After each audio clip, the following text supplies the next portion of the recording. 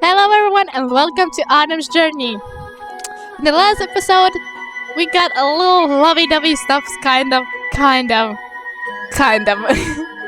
with both of these guys.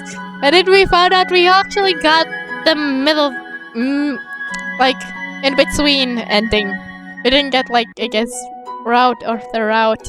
Which is kind of sad, but whatever. Let's continue to the Chapter 8, The Last Quest. Can't wait. Once again, I was staring at the bulletin board, trying to find something, anything.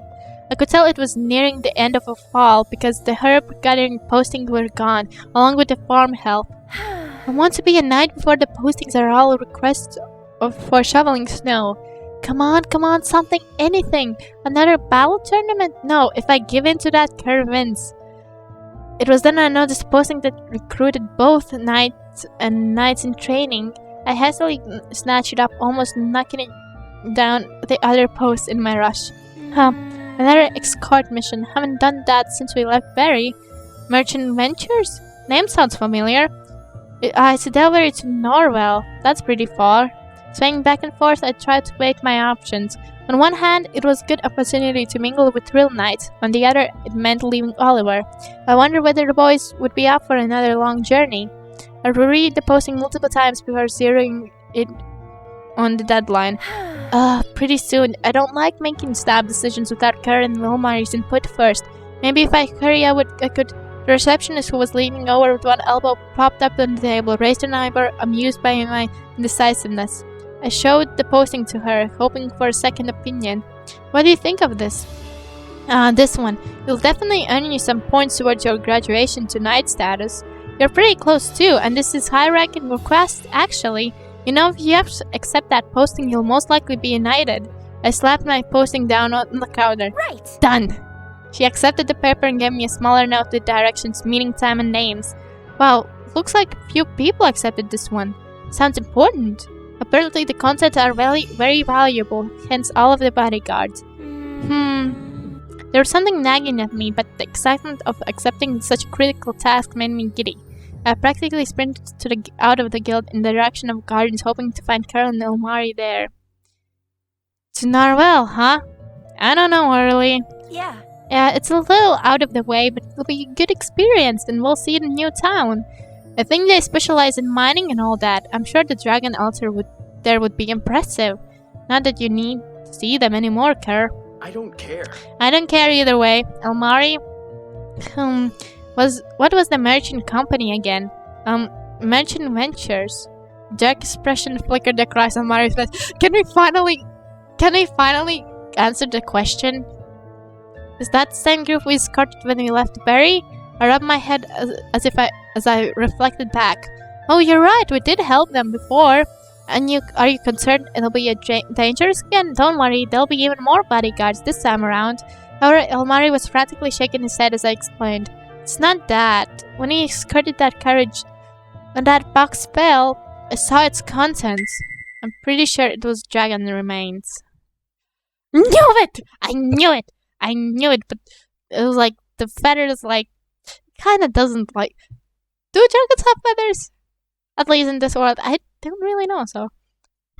The dense atmosphere engulfed us, and it took me a moment to register anything. What? What? No. No, that can't be. Are you absolutely positive? The hell? And you didn't tell us or our masters? Keeping something like this secret is...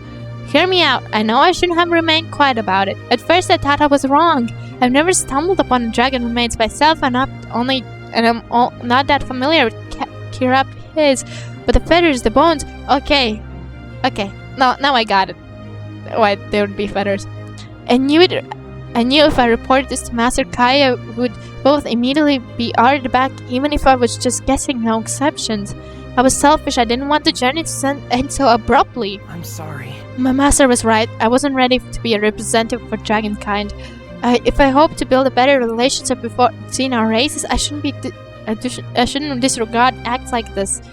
Kir peered at me dubiously. You had no idea something like this was going on? I frequently shook my head. None!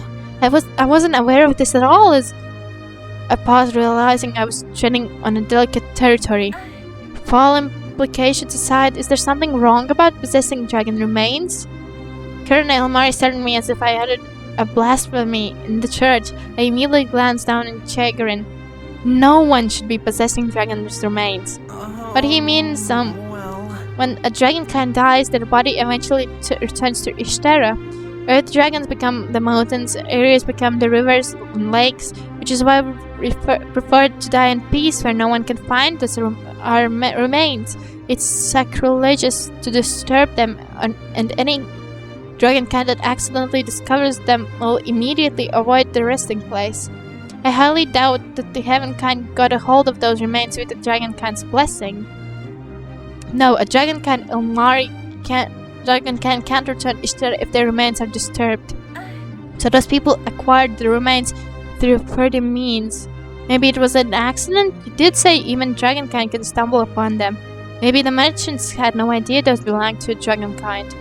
Kirk glared at me accusingly. Are you defending them? What? No! I mean, I sighed and rubbed my forehead. I'm trying to make sense of this. I don't think my people would do something that is disrespectful. At least I'd like to believe that. We don't have that much to go on. No, I could see why Elmari was so hesitant bringing the book's content up earlier. Too many questions and not enough answers. Everything regarding to this was unsettling and ominous. I glanced down at my note and then I saw the place and time to meet the carriage. I will be leaving soon. You're still accepting the quest? Harley, I don't want you getting involved with the merchant ventures. Please reconsider. Her placed a hand on Elmari's shoulder. Let her do what she wants. I didn't say I would. I'm going to see if I can check the content. Since Elmari isn't 100% sure that he even saw dragon remains, right? He nodded meekly. I want to think I didn't. Then let's stop speculating and get some clear answers. I'll go. But what if the cargo isn't the same? The carriage is recruiting quite a few knights and seniors KIT, so the content should be important. It's possible that they're the same. What would Heavenkind want with dragon remains anyway? Wait here. If you accompany me, I'll definitely attract attention. I'll be back shortly. Maybe that's why the merchant who hired us in Berry was so nervous. He was being guarded by Dragonkind. Elmari appeared distraught by the idea of me going, while Kerr simply nodded to encourage me. Don't take too long. Let's do this. Right, leave it to me. I broke off from the group and quickly left for the location indicated to the note. It said to meet just outside the city, by one of the fields. I soon spotted a two-horse carriage with a merchant sign etched on the side. There were only a few people outside the carriage chatting, so I'd arrived early. Discreetly, I approached the other side of the vehicle and breathed through the window. Sure enough, there was a long ornate box similar to the one that we had escorted to Oliver. Sorry, Early. My fingers grazed the handle of the carriage door. I gave it a gentle tug, but it refused to budge. Foiled already. As I pondered whether to find an alternative, someone roughly grabbed my shoulder. I whipped around, my hand raising to hold my impulsively. An older man with short peppered head and sword at his hip glowered at me. What are you doing here? I pulled out my crumpled note. I'm a knight in training who joined this assignment. After examining me and glancing at my badge, he nodded curtly. Then you should properly act like one. Looking suspicious will get you instantly dismissed from the task. Oops, sorry about that. Yep, I was curious. I'm sorry, being a KIT and all. Then take your position. We'll be leaving on our client's orders. We dispersed, and I glanced back at the city walls, finding the urge to return to my friends. If I left now, I would be removed from my mission anyway and still hadn't seen what Carter held. I would have to carry out my duty, at least until I had the opportunity to check the box. Sorry, Colonel Elmari. This will take a little longer than I anticipated. As more knights, roughly 7 of them, and the merchant client whom I overheard was called Dervishi, gathered around the carriage, the coachman hoisted himself onto the perch. I knew we would be setting off in a few minutes. I hope Colonel Elmari don't think I'm deserting them. I actually looked back, but as the horses started trotting, I forced myself to follow the group. In a desperate attempt, I tossed the note on the ground, even though I was pretty sure the chances of the boys finding it were slim. Not like I had any other method of communicating with them. I lingered behind while my eyes darted from one of the night to the next. They all were all in uniform, their breastplates shone brilliantly, and they were each had a trusty weapon on their hip or strapped to their back. Usually I would be elated just to be in their presence, but my mind was on the other things. The city of Oliver vanished from sight as we entered the northern forest. Unlike the birch forest surrounding Perry, these trees were thicker, and the terrain even more rocky, although still a far cry from mountainous. I did my best to remain reserved, but Lady Bayard's name was brought up, and the guides asked me many questions about her and me. Few were interested in my sword skills, since she had personally trained me. And that's still really all they perceive when they see me. Sorry guys, I'm gonna continue. We did not make our first stop until mid-afternoon. As the knights ate, talked, or went on scouting, I approached the carriage again. Although I did not leave a chance to physically check the box, maybe the Revigi would let something slip about the content. The carriage door was open. The Revigi sat inside comfortably, talking to the prominent knight with the prepared hair, who casually stood by the vehicle. Rather terrible design flaw. One slipped straight to the test and the central shutter, which is why, even if it's aesthetically pleasing, it's not ideal in actual eavesdropping isn't helping either. What are the chances I could catch important information anyway? While you're thinking that they're probably talking about something important. Getting up, I slided away from the carriage. About the content. Wait. Surprised, I turned around only to slam my knee into the wheel. Ow! I rubbed my leg and stood up, then I peered around the vehicle and spotted me. Did you need something? Sorry about that. No, I was just going to ask how much longer break would be. No more than 10 minutes. Relay that to the others. Right, I'll do that. I gave an awkward salute and hobbled away, breathing myself in that lost chance. I didn't even feel like passing on the message. Instead, I just wandered off while I tried to clear my thoughts. Eavesdropping hadn't worked. The box was always under constant surveillance, and I doubted directly asking for help. It's harder than it looks. The bushes behind me rustled, and I automatically just drew my sword and pointed at the leaves. I heard a small cry of protest. Your reflexes are scary. It's just me. I blinked all over myself. Ilmari! Ilmari crawled out from under the bush and grumbled, brushing dirt off his clothes indignantly. No wonder Care made me try to contact you first. I heard a chuckle not far from Ilmari, and Care emerged from behind the tree.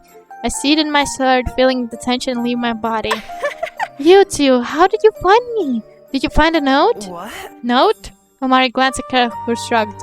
No, we just asked how to get to Norval, and this is the main road everyone uses. God damn it. It was pretty easy to catch up after that. Were you able to discern the box content? I shook my head sadly. No, I attempted multiple times, but there's been no real opportunity. You had all day too.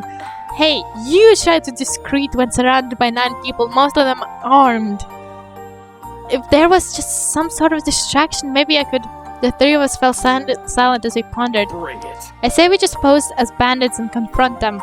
I'll keep the knights busy while Aura checks. Omari groaned. I'd rather not. I'd rather not resort to violence, especially since we don't know if the box actually contains dragon remains. And what do we do if it does? Take it, of course. I don't want them used for anything. Dragonkind are naturally magical, and even the remains would be imbued with magic. Then, if they took the cargo, it meant the mission would be classified as a failure. My key IT record would be tarnished, and it would be prolong my efforts to be knighted. I gripped my badge and opened my palm as I started at the deliberation. Kurt and Ilmari seemed to have sensed my hesitation, so I looked up and grinned. Yeah. If it comes to that, let's do it. But orally. Are you sure? Please, it'll be just a minor setback.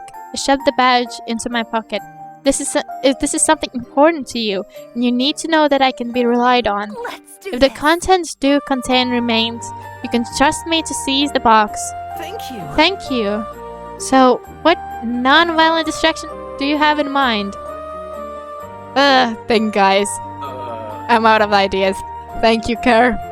Of course. Omari, how versatile is your magic? Of course. Oh, I could create a thick fog. It'll limit their vision and you can sneak around better. I can throw in a thermite here or there to slow them down. About that. I'd rather not. Careful, have to avoid using earthquakes. They frighten Aurelie. I cringe not wanting to be blurted out so openly. Kerr stated me shocked, followed by remorse. The whole time I thought it was sweetie, don't think of that. I clenched his fist, he gritted his teeth in frustration. It's fine, Kerr. I didn't want it to bring up. It's just something that happened in the past, and this is not the time nor place to discuss this. Omari will go with the fog distraction, Kerr. I'm sure you can think of something to frighten the nights without causing jolts. Vision will be limited, and we can't hear as well as you two. Just as I said that, the ears perked up. Both of them glanced toward the direction of the carriage. They're leaving soon. You better return. Kerr and I will run ahead to set our trap. Right. Right. Be careful. Oh, I can't. Sweeties. I immediately jogged back and took my position beside the horses. I felt bad deceiving the knights, but it was the only way to know if the coffer held dragon remains. Please just be a normal cargo. I slowly moved closer to the carriage and eventually let it pass me. As I pretended to guard the rear, I would need to position myself optimally. The air around me cooled and I shivered as the temperature dropped rapidly. A mist emerged from the ground and soon enshrouded us. Many of the knights paused and the carriage slowed down. Fog at this time? But it was clear just a second ago. A loud roar followed. Knight was swiftly rammed to the side and vanished into mist, causing the others to panic. Was that a ghost? Whoa, effective! Swords were drawn and the knights formed a tightly knit group to defend themselves. I took this opportunity to gesture the carriage and throw the open door. There heard another thud, followed by a scream. The Rishi was hollow on the seat and I barked and tugging on his arm. It's not safe here, you need to get out of here now! Out of the corner of my eye, I spied a box on the floor. I yanked on Rishi's arm and he lurked and got out. As soon as he was outside, I dived inside the shut door. Hey, sorry! I snatched up the box and proceeded to exit to the other side, or tried to until I realized the door was locked from the outside.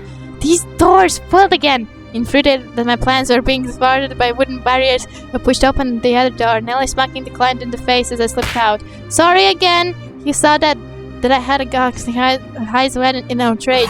Traitor, thief! I ducked and darted around the carriage, alarming the horses, and as I headed straight into the thickest part of the mist. I could hear the knights scrambling to find me as the Rishi screamed orders at them. Heard pounding increased the distance between us. The mist started to clear as I reached the sleep slope, and I momentarily looked down and glanced back as I heard more clamors. I jumped down, my body slightly angled. I staggered awkwardly as I landed, trying not to hit the street or chip on a root. Did I get away? And the others, remembering that I still had a box, I knelt down hastily and lashed it. I went up and inhaled sharply. Inside were a beautiful long Irish emerald shell with an emerald sheen. They were exactly like Kerr's ears. Underneath had flint-like stones with beautiful grooves and ridges. Scales? Oh no. This is bad. And it was possible that this wasn't just one-time delivery. If the first carriage had also carried dragon remains, this could be a full-fledged underground training route. How long had this been going on? How did knights not know? Wouldn't they check the content? Unless I shut the box, pushing it underneath the shop for now before shading up. I would have to inform Kerr in the Mallory. Before I could take another step, another suddenly erupted. A large fish ripped at my feet, causing me to fall back. Ah! I showered in death. I coughed and trembled uncontrollably, unable to stand up. Not so reckless now, are you? The Rishi stood up about 20 paces away, with stumble pedal appearance replaced by sinister countenance. What? How did you? Casually resting on his shoulders was amazed. The decorated spikes that assembled hard tissues, namely bones and oversized teeth. Clamoring for a tree, I instantly got up. You'll be surprised how much power dragon bones can grant you. Everything is permeated with magic, even long after they die. Why are you doing this? Who are you doing these remains to? He snorted and rolled his eyes. Please, I'm not going to explain everything just because you ask. Just return the box and you'll be left unharmed. Now, where did you put it? I unseated my sword and widened my stance, hoping not to fall down. I'm not handling over. Biddy, I hate surging. Lifting the mace, he slammed it onto the ground. Another chasm opened up and I screamed, my body paralyzed by every vibration. It was then that there I heard a low creak behind me. I glanced up in terror. One of the trees had become unstable in the ground as it shattered started to lean heavily. They responded the mace at me threateningly. Move and the next attack will crush you. I instantly stood up but stayed in place. My legs felt so weak I probably couldn't walk if I tried. The sound of footsteps was heard and I played it with my friends. It's that 4 of the original 7 knights joined the dervish, then glanced at each other hesitantly. Abby is baffled by the situation, but Abby neatly aligned themselves before the mention. She's the one who ran off with the goods. I don't know who she's working for, but since she's refusing to cooperate, give it back, and we won't hold this action against you. What? Wait, I'm not betraying anyone. The box had dragon remains. It's sacrilegious to move them. Their souls can return to. Be quiet. We know that what we're delivering, and that's just silly superstition. Superstition? What you're doing is discourteous to a dragonkind. Aren't you a coyote? Why are you disobeying orders? Do you want to throw away your chance to become full knight? One of the other kicked aside and tried to speak to me more gently. Don't you think you're being too impulsive here? You're obviously young with a lot of pressure to your name. Don't do something rash and turns Argent Valera's reputation with your disloyalty. It's our duty as knights to carry out our mission with the guild and clan's best interest in mind. No, what I'm doing is more important. This is for both Dragonkind and Heavenkind's sake. Let's do I'm not surrendering those remains. Sensing that my resolve would not yield, the knights brandished their weapons at me. And I'll just report to the guild that you got caught in an unfortunate accident. Smack and Dervish slammed his weapon into the ground 2 more times. Each washed over me, remaining me motionless. There was an ear-splitting crack. The tree began to topple. Hora! Ilmari's desperate voice suddenly shifted into a growl and large turquoise body sailed over me. A section of Ilmari's long neck slammed into the thick trunk as he halted its falls. His tail thrashed as he rolled, straining against this weight. Ilmari was a water dragon. He couldn't move on island efficiently, and he had essentially pinned himself to protect me. Ilmari! His large face turned to me. His expression was unreadable in dragon form, but even I could sense his concern. I'm fine, and you were right about the box contained. The knights seemed to waver, baffled by the dragon's presence. Slay that dragon. Consider this out of self-defense, and you will be paid tenfold for its corpse. Don't be scared. Look how helpless it is. Ilmari snarled, but his only real weapon was his teeth and tail, and he was immobile. He couldn't transform back either, else he risked being faulted by the tree. Where was Kerem? I altered my stance, inviting the knights to take me on. With numbers of their sides, they advanced towards me until one of them, more impatient ones, broke from her position. I dashed forward, swinging my sword as it met the first knight. She parried and thrust her sword forward. I sidestepped but had to duck as an axe tore over me. Wait, knights are supposed to fight one or not? Ha! I spun around and kicked the axeman in the back of the knee. I knew I was dealing with warriors more experienced than me. Maybe I could hold my own in an individual fight, but my minor victory was short-lived when I felt a hot pain sear my left arm. I hissed in pain, realizing that I had received a shallow cut from a blade. Blood trickled from down my elbow. From that moment, a hesitation left me open, and I barely blocked another attack. The axemen and swordsmen were overwhelming me, and I frantically tried to keep them at bay. With each swing, their weapons drew dangerously closer, and each blow reverberated my sword arm. There was a second crimson spray as the steel blades bit into my torso, and I cried out. Ilmari's robe was deafening, and suddenly the axeman was hit with a full blast of water, causing him to topple over. Orally, stay near me! His Gruda was starting me since I had no idea he could talk in this dragon form. Looking back, I saw Ilmari was losing stretching out his neck out in an attempt to shield me, his fangs fully bared. I retreated closer to him as my 3 opponents surrounded me. One sprinted towards Ilmari, who was focused on another knight, aiming his sword at the dragon's neck. No! I blocked his attack, trying not to buckle under the strain. Forcing my whole way forward, I managed to push him back. I heard a swift footsteps seconds later, and the knight was fighting suddenly flew back from a hasty punch. Kerr! He flashed me a confident grin. Sorry, I was preoccupied with a few others. There will be no reinforcements after this. 2 down, 3 to go, including Dervishi. Kerr glanced back and spotted Ilmari, his face flickered in pain. I gestured to the mention and his mace. Kerr, stop him now! That weapon causes earthquakes! Kerr charged ahead but was blocked by a sportsman. The other knight who possessed the flail focused on me. Although the flay's range was short, its bearing power was enough to make me wary. As I dodged and attacked, I stepped back, and my foot found nothing but air. nearly tumbling I divided to the side, avoid falling into the chasm, leaving me vulnerable. Before I could roll away, the dirt beside me burst as the steel ball slammed down inches from my head. Discarding my sword, I grabbed the chain before I could raise his weapon and wrench it out his grip. She stumbled towards me and I rotated on my back. With a well-aimed kick onto his stomach, he started back. I quickly retrieved my sword and scrambled up. Desperate, he bolted for his weapon, but the strong stream of water from Ilmari caused him to topple into the chasm. Her had already incapacitated his opponent, leaving only Dervishi who had retreated enough to be out of Ilmari's attack range. We caught up to him. If you cast aside your weapon, no one will get hurt. Were you simply following orders? If I turn you in, me turn in? You were the one who stole merchant's goods. There is no penalty for possessing dragon remains. The other knights will report what happened and you'll be stripped of your rank and...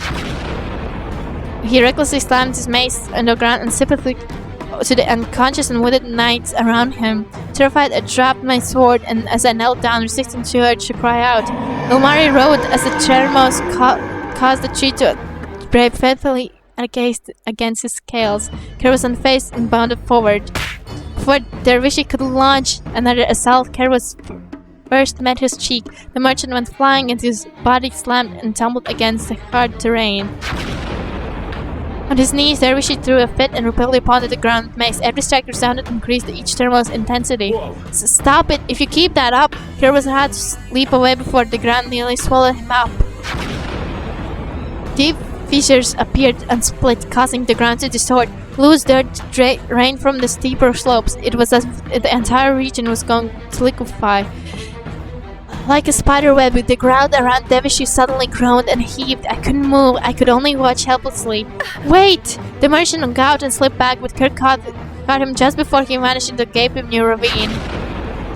The mace slipped from his grip, disappearing into darkness and giving the one final turn. Kerr firstly withdrew Dervishi into solid ground. I slowly regained my balance, but I was determined to remain strong. Dervishi crumbled to the dirt in a supine position, and I instantly pointed my blade at his exposed neck. It's over. You're nothing without a weapon, so just get lost. His forehead was beaded with sweat, and he nodded preventively, all of his fight gone. You're just going to let him go? He used dragon remains for a weapon. Disgusting. I'm not going to kill him, and Argent Valerer is aware of what's going on. They will probably protect him. Then who could I turn to? Dervishi wriggled out from under my sword and tried to make a hasty withdrawal. Kerr simply punched his lights out. A little extreme there? He not only tried to kill us, but he puts his own men in danger. I should just ask Ilmari to eat him. I don't think he'd agree to that. A distressing rock caught our attention. No! Speaking of him, Ilmari! Forgetting about the merchant, we hurried back to Ilmari was. Kerr surveyed the situation right under the trunk, positioning himself close to Ilmari's neck. Really don't do well on lad. Ilmari hissed, unamused by Kerr's comment. With a heavy hoist, Kerr pushed up the trunk with exceptional strength. Mist formed around them. As the tree crashed back to the ground, I scrambled to Ilmari's side. He was kneeling down and moaning. Ilmari, are you okay? That was so reckless. I'll be fine. My neck, it's going to be sore for a week. He was on the verge of tears, sweetie. But what about you? Those injuries, I couldn't stop them.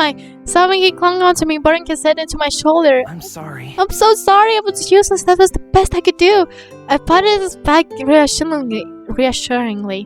You were anything but useless, Ilmari. I wouldn't have survived if you hadn't come to my rescue. I felt like I didn't do much myself. If anything, the person who helped most was... We both turned to Kerr expectantly, and he flinched from our tender expressions. Cutie!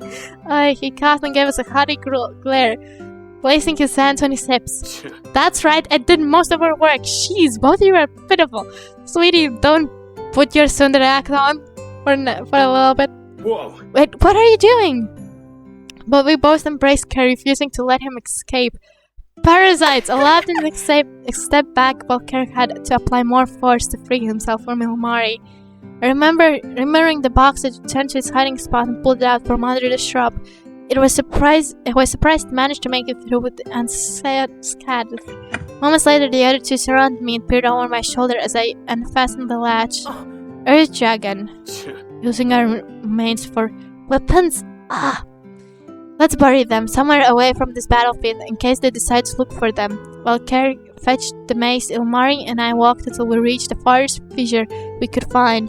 We were surprised by how much the region was affected by the mace's powers, and Carrie worked diligently to pry the remains from the weapon.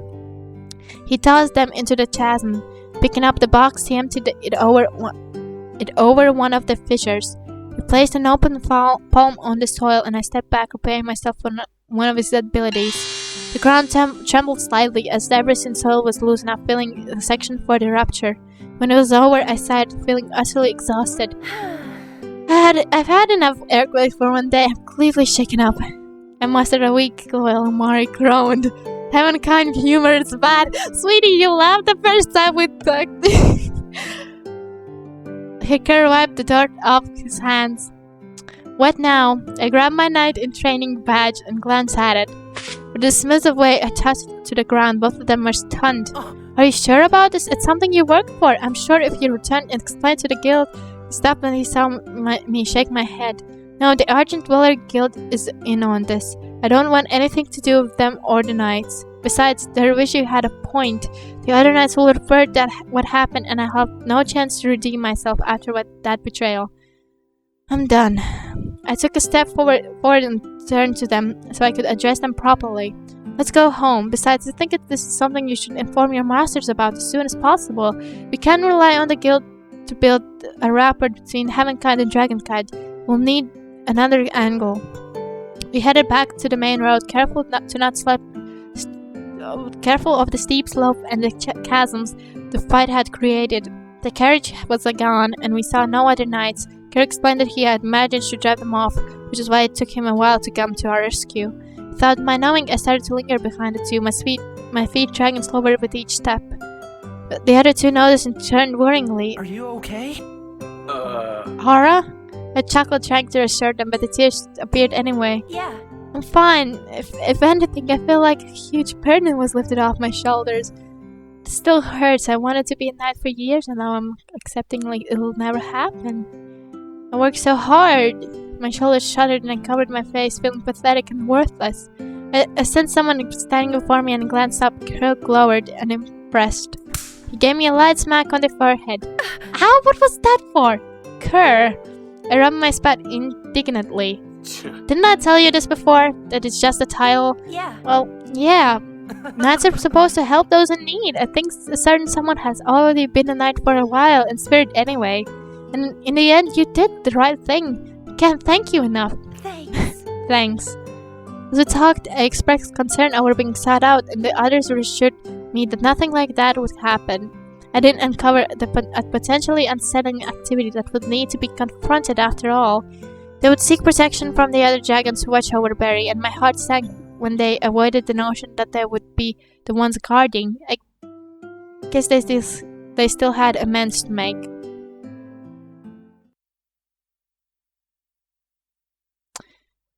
Is this the last chapter? Chapter 9. Oh, it feels like last chapter.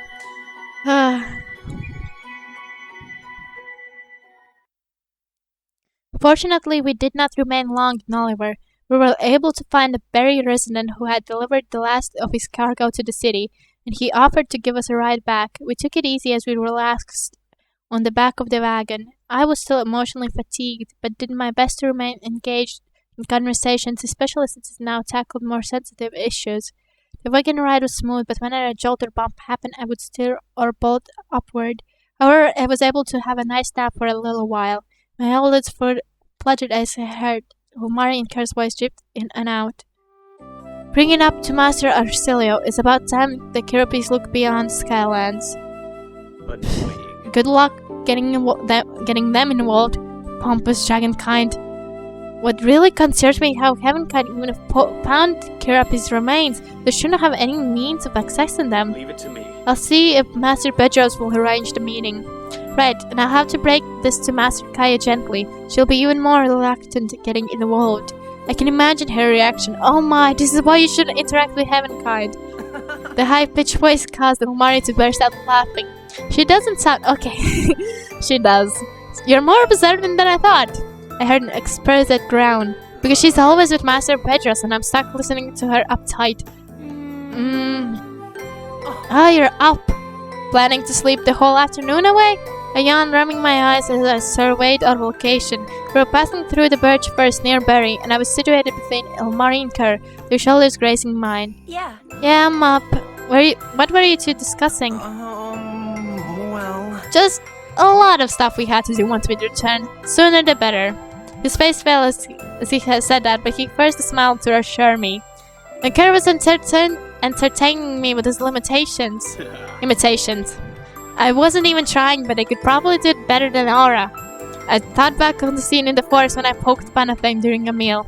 I admit that it wasn't the most accurate impression. Kerr grinned teasingly.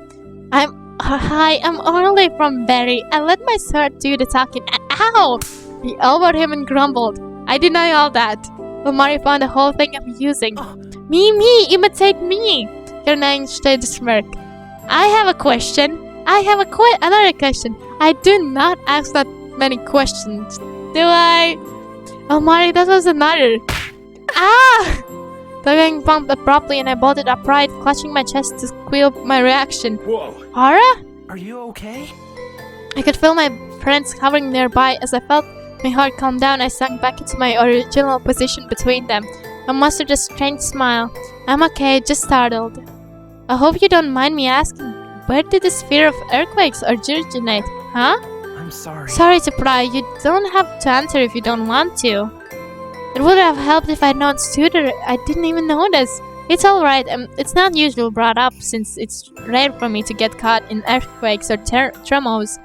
And hermed until I figure out a good beginning point.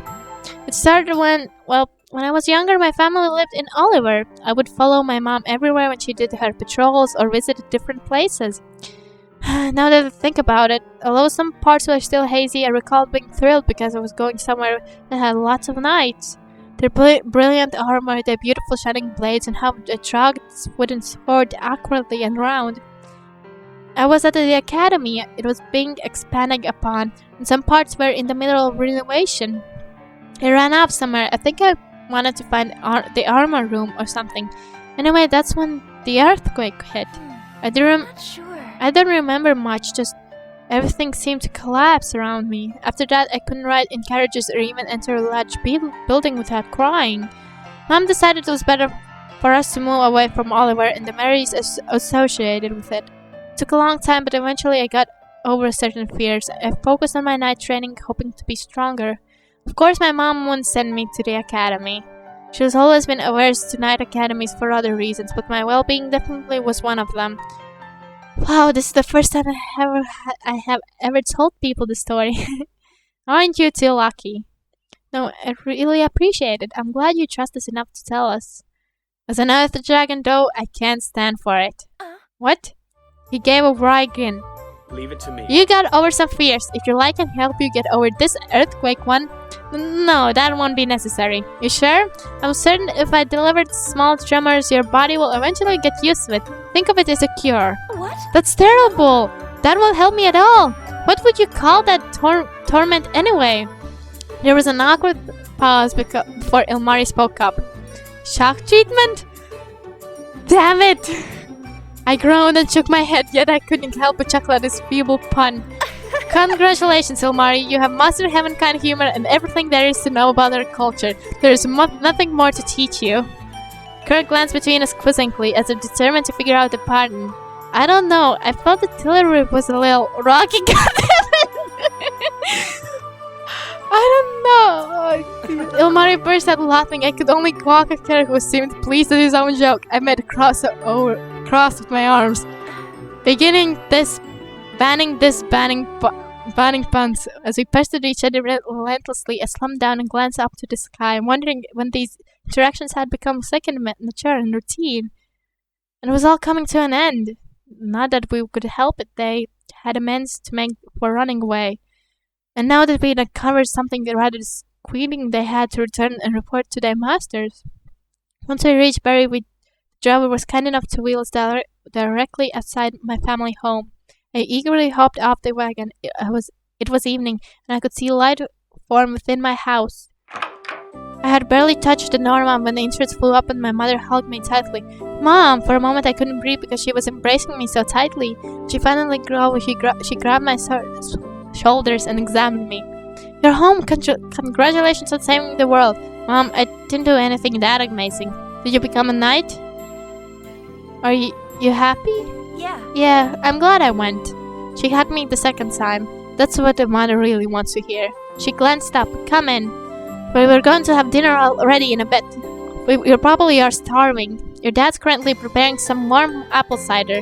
Nice, I haven't had that since last year. Did you make a pun? Apple cider? Did you just make a pun about... Because... Damn you. After Mom ushered us in, she disappeared around the corner while I pulled up my seat behind the table. Kurt even joined us this time. What's apple cider? It's sweet, like it tastes like, well, apple tart. He stood up and slapped both of our palms on the table. I went through the whole journey without knowing such a thing exists. He looked as though his best friends had betrayed him. Surprise! Not deterred, Kurt decided to show my dad prepared dinner and vanished as well. I hope my dad isn't making the alcoholic cider. Alcohol? It's something you add to drinks and it makes people silly and giddy. He beamed I eagerly. have a question. Will we be able to partake? I crossed my arms and shook my head frequently. That was a disaster waiting to happen. Oh no, that's banned. I'm not dealing with drunk dragons.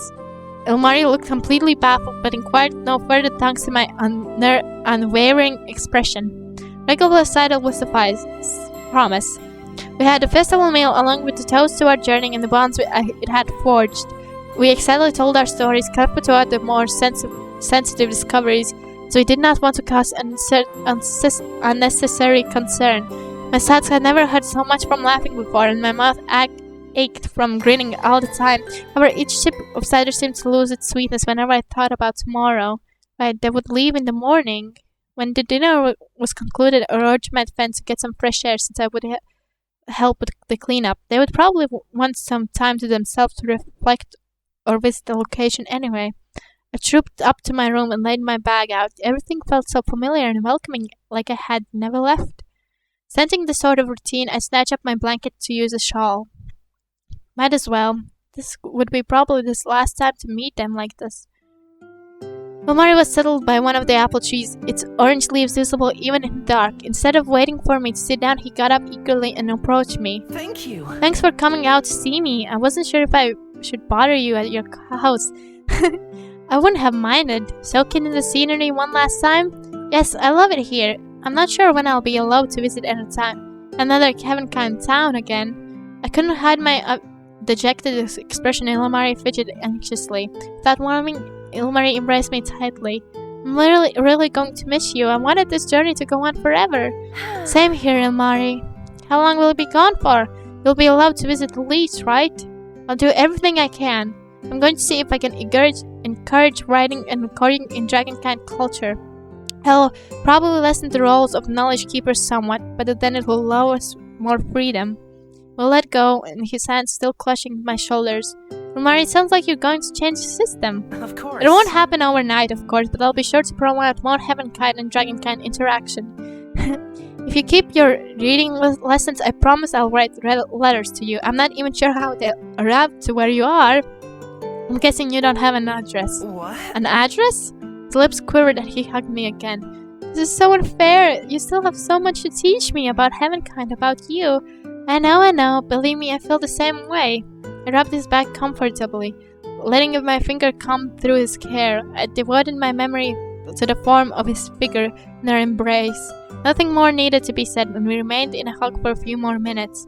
When Ilmari's shoulders stopped trembling and his breathing became calmer, I slowly stepped back, jumping my arms. I really can't thank you enough for everything. I'm grateful that I got the chance to join you and Kerr. At least you two will stick together for now on, right? A pained look appeared on his face. Yes, but what about you?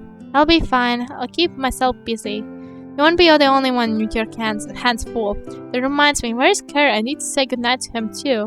I think he's closer to your home. Huh? I thought he'd be farther away. He likes the pastries and their house has. Figures. We burst out laughing, remembering the blanket I draped it around Ilmari. You sure you won't be cold tonight? You could always spend the night indoors. He shook his head but held the blanket close to his chest. Thank you. Kara and I will be fine. I'll see you in the morning, early. I departed on a high note. Now I just had to find Kerr. Ilmari was right about Kerr lighting near my house. In fact, he was resting against the wall outside as I peered around the corner. Surprise visit! Stealth is my strong point. He arched an impressed eyebrow. Annoying. It wasn't surprising at all. I heard you stomp all over town. I was not stomping. I was walking normally. I plopped down in front of him, resting on my knees. He was sitting cross-legged, his hands gripping his ankles. Looking forward to being back to normal tomorrow? I half expected a blunt yes or a grumbling agreement. Instead, it was just answered with an awkward silence. Goddamn it, I'm talking awkwardly now. Damn. Kerr? He snapped out of his trance. I guess. At least I won't be pathetically weak. Believe me, you are still plenty strong in this form. You'll probably lose your ability to punch though. Can dragons even do that? I'll be the first one to try it. He made a fist and mimed a fake punch to my forehead, nudging it softly. I giggled. Look, Now it's all coming down to this. I guess I might as well say a few things. I smacked and peered him knowingly. Is this another reluctant confession? He let a sheepish chuckle. More willingly, promise. Thanks. I wanted to say thanks for everything. I admit I was a pain at first. I probably didn't make it easy for you, right? Right. Right. You didn't have to agree so quickly. I guess I really was a quarrelsome. I regret not opening up to you earlier. I feel like I created a lot of unpleasant memories. I gave him a light punch in the arm to decide his conviction. What are you talking about? I look fondly on them all, even our bickering and petty arguments. I like to think we have matured since then, at least a little. Speaking about confessing, there's a small question that has been nagging me ever since we met. I never asked because I knew you'd get upset. I like to think the Kerr now will answer differently. He braked up quizzically. And what's that? Can I touch your ears? Oh! His hands met his face and he groaned loudly. Fine, just for a moment. Still on my knees, I positioned myself so I could lean over better, extending my arms. He glowered at me in disgruntlement, but I ignored his aggression as my fingers rubbed his shell-like material. Wow, they really are as hard as rock. So I let my fingers graze the grooves of crevices. Kerr's irritation vanished and his eyes lingered downward to my neck. Wondering if I was making him uncomfortable, I let go but he reached out and enveloped my back with his arms, pulling me close. Kerr, he nuzzled my neck and I pulled away in surprise. What are you doing? Something I wanted to do when we were on that patrol before a certain person panicked. So that was it. Did you seriously think I was going to bite you? Well, you moved so suddenly and my mind went blank. Necks are vulnerable. When a dragon kite exposes their neck to another, it means I trust you. When you rested your head back, I thought it was a sign, so I quieted. Then I pulled away. Talk about mixed signals. Tell me about it. I let a sheepish giggle to ease my nerves. I apologized. I trust you, Kerr. Gingerly, he lowered his face once again, and I tilted my head to the side in response. Consent, he delicately nudged my throat with his nose. He stopped moving. I could feel his breath on my neck. Leave it to me. When I returned, I promised to learn how to master that transformation spell. That way I can see you again. I'll have to become a better pupil to master Petros, but I think it's about time I took my studies more seriously. Omari and I will do our best to maintain a strong relationship between our races. Never thought I'd be saying something like that in a million years. He pulled away so he could see my face. He saw his hands now cradling my shoulders. Heavenkinds aren't so bad. Still small and annoying though, and ignorant about Ishtera. Are you referring to Heavenkind in general or just me? He feigned contemplating. I wonder. We exchanged a quick hug and both stood up. I'll see you in the morning then. Good night, Kerr. Night. God damn it, I wanted more! I gave him a small wave and retired for the night, my heart feeling heavy about tomorrow. You're not doing this for me. You're doing this for me. Sunlight filtered through the curtains. I intuitively rolled over to grab my cupboard, which was propped up on the side to the bed frame. I sat up, clutching my seat, chuckled to myself. Old habits die hard. It felt like a night now. Just as I was pondering on whether to return my weapon to plague, my door creaked open. I instantly drew my sword. Whoa. Kara's face appeared for a second before vanishing behind the door. The hell? The heck? Stop doing that!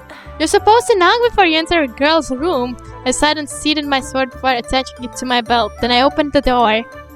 Is this how Heavenkind normally act? This is how I act. Your mom did advise me to knock. If I wasn't awake before, I am now. Couldn't sleep that well? We both exchanged our strange smile. Same here, had a lot on my mind. Downstairs, my dad was setting breakfast on the table. I could hear Ilmari and Mom's voice drifting in from the kitchen. Curious, I moved closer to hear their talk. Ilmari addressed me before I could even see them. I'd appreciate if you didn't eavesdrop on this conversation, Aurelie. Oh, sorry about that. Sorry. I could hear my mom laughing, and I decided to respect Ilmari's wish for now. What are they talking about? Guess he wasn't happy the first time I did it. I glanced at Kerr, who gazed intently at the floor, and realized he was able to hear the conversation clearly. I wanted to ask, but instead I poked Kerr's shoulders to get his attention. I'm going for a quick walk. Want to come with, or will you stay here? I'll go. Outside, the air was crisp, and there was a little activity compared to the first time Kerr and Ilmari visited Barry.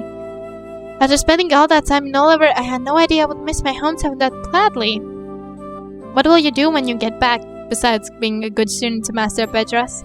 Fight off every dragon who infringed on my territory while I was gone. Why am I not surprised? Kerr's ears perked up. As he turned out, I followed his glance. My home was still within our sight. We spotted Ilmari, who quickly joined us on our stroll. I raised a skeptical eyebrow. How was the talk?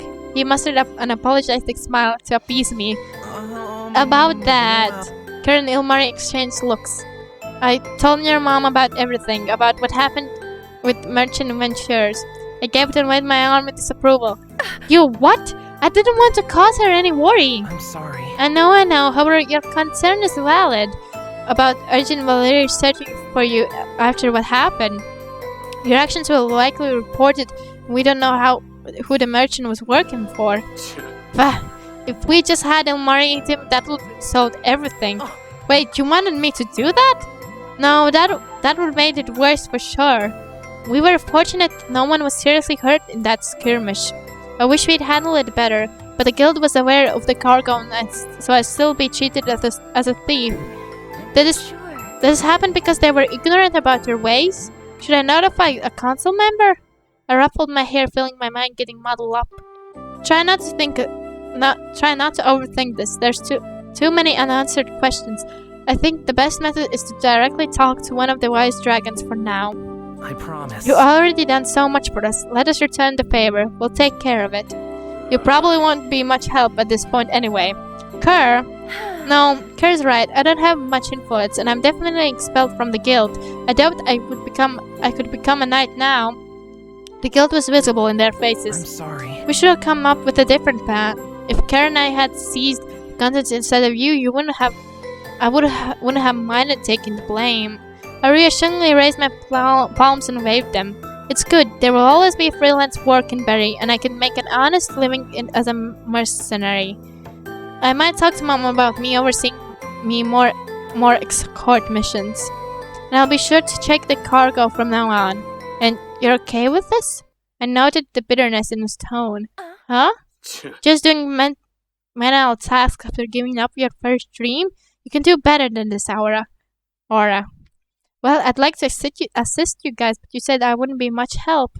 I only said that because it's true now. I thought you'd try to raise up to the challenge. After everything we've been through, you could be a Heavenkind representative. Do something outside your mom's name? I folded my arms and mulled over the idea before turning to Ilmari. Is something like that possible? Me being some sort of envoy? Ilmari squirmed under our inquisitive stares. Well, it's viable, but you would need to be well versed in Heavenkind history, politics, and how the council works, and of course being knowledgeable about Dragonkind. That sounds rather difficult. Ilmari frantically shook his head. No, I think you can do it. I'll talk to Master Kaya and Master Bedros about it, and I recommend you. As long as you don't need to write a letter of recommendation or something. Besides, if Kerr wants to help me, he'll have to brush up on his studies too. What? Oh, so by we, it was, I'll leave everything to Ilmari. Kerr let out a light cough to hide his chagrin. Leave it to me. I'll be more dutiful as a knowledge keeper from now on. My specialty was supposed to be about humankind anyway. Thank you. Thank you. I'll be counting on you, Kerr. I'm still not confident I can make a rational decision on my own yet. Anyway, if I can prove out to our masters that Orally will be a reliable ally, well, it shouldn't be hard with the accounts I'll be reporting. It's something to seriously consider, Orally. It'd be a role that highly value those knightly virtues too. Probably a little less sword fighting though. Even so, I'm sure it'll come in handy if we ever come across another Ventures episode. But being representative does seem to demand that I'll have to be more worldly. Right. Maybe I should go on another journey again to build up experience. No, Kerr never startled by the outburst, but Imari shook his head pleadingly. Without us? Well, I'm not sure how long you two will be gone. Ilmari clasped my hand tightly, his expression serious. I promise. We'll come back soon, promise. I'll work extra hard and help Kerr with the transformation spell so we can travel back. Ilmari, she can do what she wants. Don't pretend you don't care, Kerr. You did stay longer than what your master originally intended for you. Her hastily glanced away. I know this is selfish, but what if you leave and we can't find you? Or you get in trouble with the guild, or can you remain in Berry for a little longer? You could still study and refine your skills here. You didn't mind sharing butter, right? My lips stretched until I couldn't hold my laughter anymore. Thanks. Oh, you two, are you jealous that I'll be going on some grand adventure without you? It's not like we can do the same. We've been in Oliver long enough. Marina would get by competently. You still have a lot to learn about Heavenkind. Hey, and now have to pay for the apple tart. Yeah, because the price was always the same. You never actually learned how to count money in which you would need to travel. And you both still can't read the job postings, and so you'd be stuck. You'd never slept in an inn, hired a carriage, read a map, or anything like that. And you two would still probably run off at the marketplace, distracted by everything. Ilmari sheepishly pressed his fingers together. I've gotten a little better at that. He balked under our dubious stares. I have so let out a pretend complacent sigh. Admit it, you two would never need me. You two would need me to help you get yet again. Besides, would you actually go without me? Their meaningful smile said it all. Just don't take too long, okay? It's going to be lonely. I promise I'll wait for you two. I promise. Leave it to me. We'll be back before you know it. Thanks. Thanks. We should head back. I don't want you leaving on an empty stomach, and my dad makes the best pancakes. I would encourage you to pack an extra lunch for the road, but your diet will probably be different by then. It's not Heavenkind, right, Kerr? Just the annoying ones. Oh. It's not anyone. Orally, what other lies did he instill in you about us? I'll sort this out. I chuckled as we headed back, ready to enjoy one more meal together.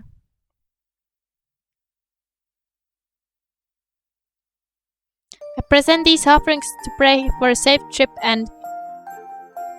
Hey! Kerr snatched one of the apple tarts I laid out in front of the dragon altar. What? They're an offering to Dragonkind, so they're obviously mine for the taking. No, that's not how it's supposed to work. I futilely tried to snatch the treat out of his outstretched arm, but he placed a hand on my forehead and held me away. Ilmari appeared and smiled at us in amusement. Nice to see us all energetic. Despite that, there was a despondent edge to his voice, and his smile drooped. He approached the altar and, after some hesitation, knelt down and put the glass-blown ornament beside the pedestal. Kerr and I immediately stopped our teasing, and I touched Ilmari's shoulders in concern. You're not taking it with you? No, I think it'd be better if it stayed with you. Kerr and I will be working together, so I want you to have something to remember us by. He gauged at the size of the cave. I'll be outside. Kerr needs to be close to the altar to transform back, since his master has to completely remove the curse. Right, meet you outside. I thought about leaving as well to give Kerr some space, but I paused when I saw him pick up the discarded walking stick from long ago. He twirled it in his hands and looked at me.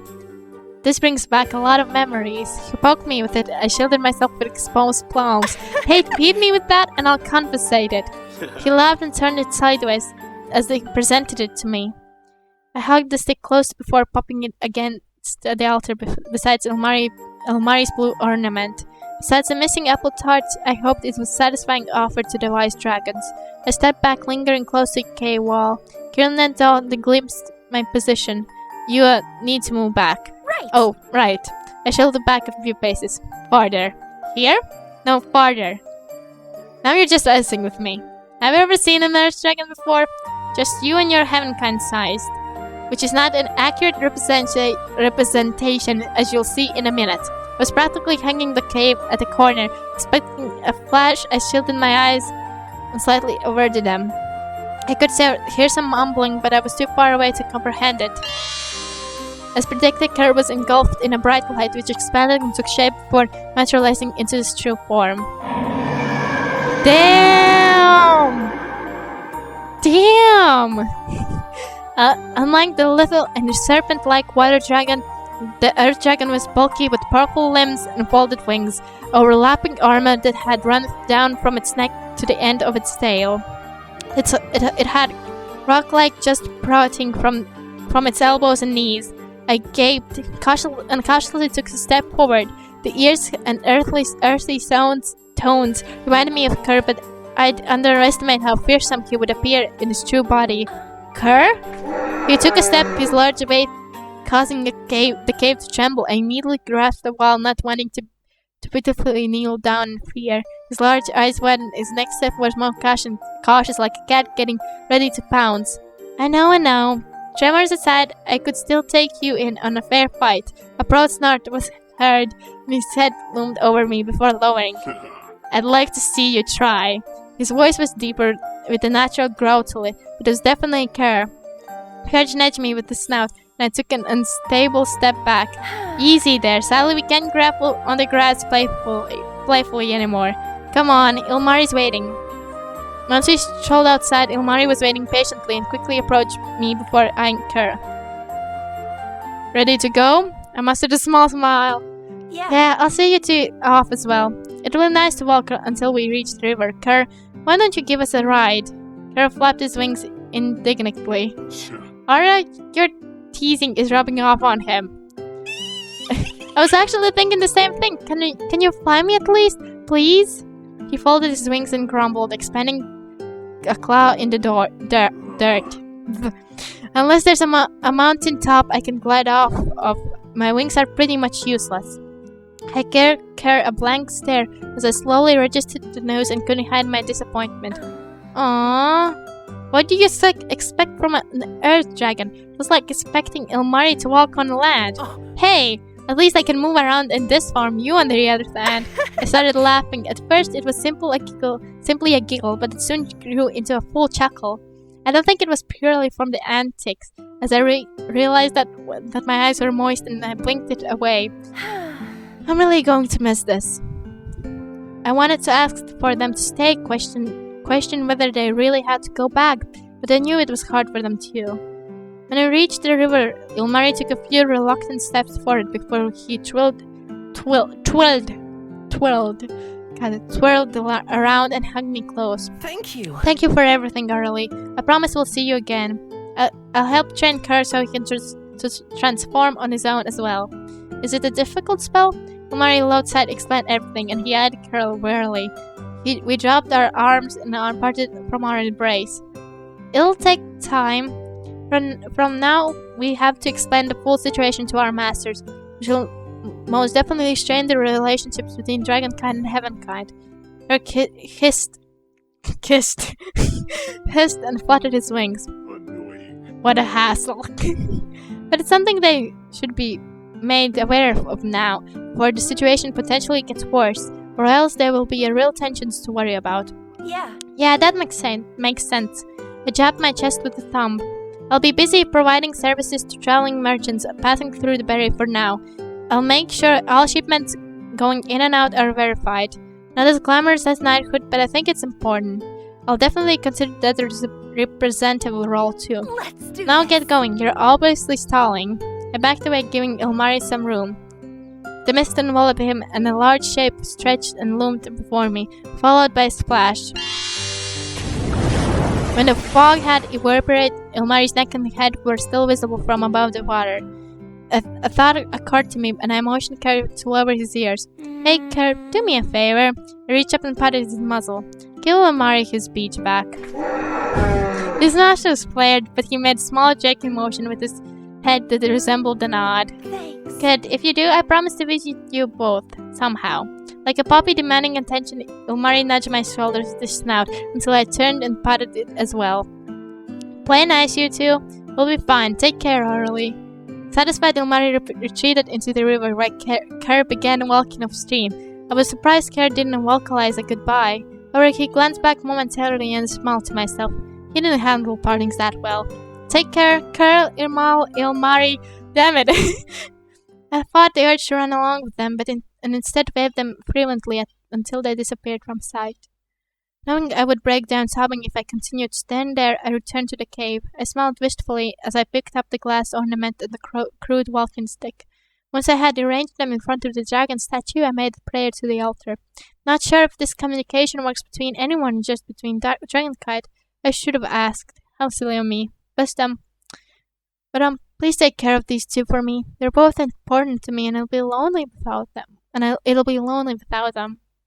have a feeling they'll be preoccupied with a lot of things before we can see each other again. Satisfied with the conclusion, I sauntered outside of the altar, with Ilmari's gift in my bag and Kerr's walking stick in my hand. The withered redness of them had died, replaced by a bare trees and noticeable in the air.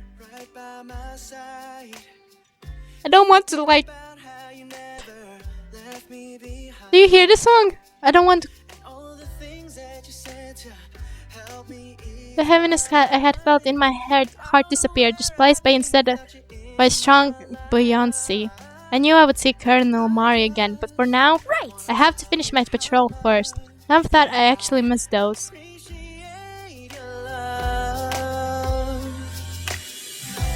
So I'll be there when you call, pick you up when you fall, and if you ever get lonely, I'll be there to heartbeat.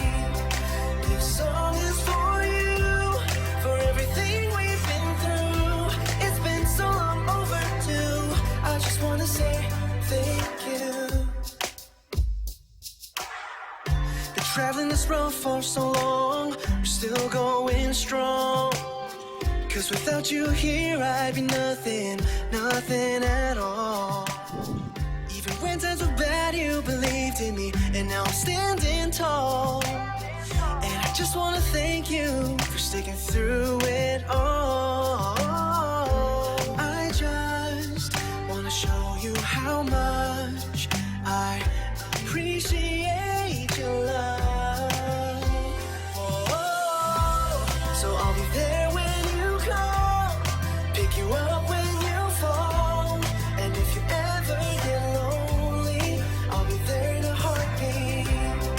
This song is for you, for everything we've been through. It's been so long overdue.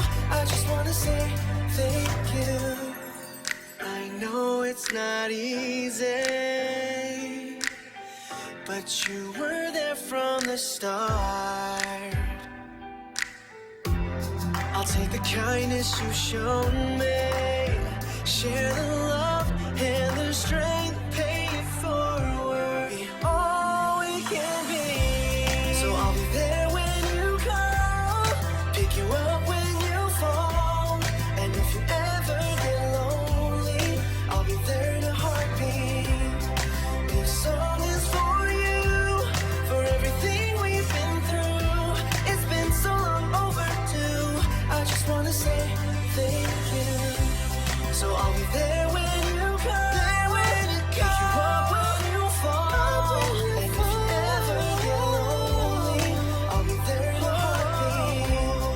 This song is for you, I wrote it for everything we've been through. It's been so long overdue. I just wanna say thank you.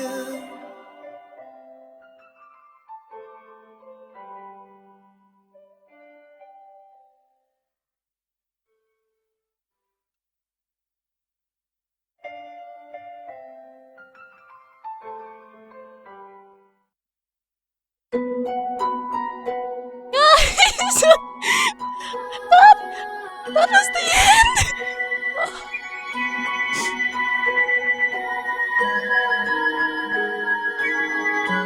I'm missing something.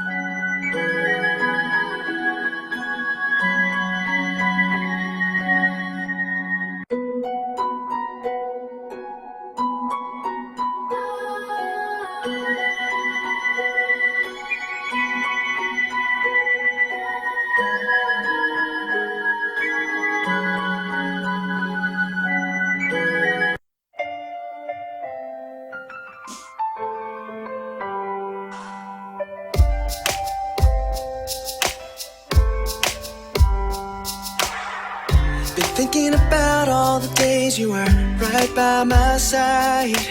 Been thinking about how you never left me behind. Okay. Again, I was about to cry. Oh boy. This game is something. Oh my god. And it seems like we got the friendly route. We're both friends with them.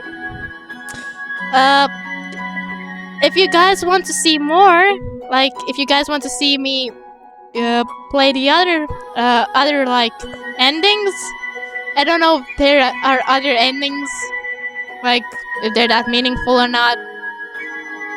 But this game,